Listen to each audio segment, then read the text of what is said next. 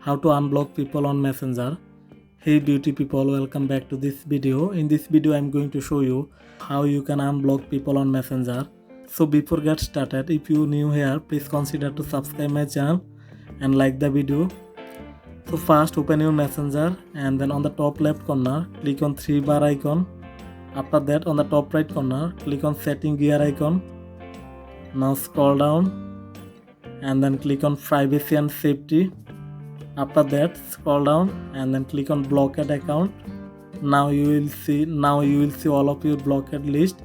Now if you want to unblock anyone, just click on that person. After that on the bottom you will see unblock option. Just click on that and there you go. And that's how you can unblock people on Messenger. Hope that this video helped you out. If you found this video helpful, please consider to subscribe my channel. Thanks for watching.